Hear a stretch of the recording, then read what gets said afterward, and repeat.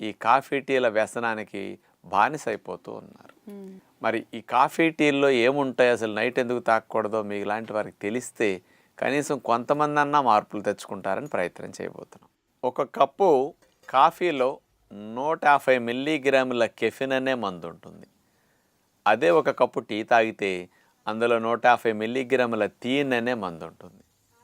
Coffee టీలు ఆహారాలు కాదు, ఔషధాలు.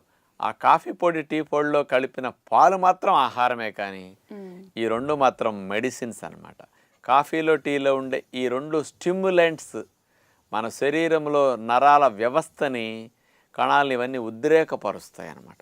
అందుకనే కాఫీ టీ తాగిన వెంటనే మనకు కొంచెం హుషారు వస్తుంది, కొత్త శక్తి వచ్చినట్టు, కొంచెం ఆలోచనలు బాగున్నట్టు, మైండ్ ఫ్రెష్గా ఉన్నట్టు, కొంచెం యాక్టివ్గా అనిపించినట్టు వస్తుంది.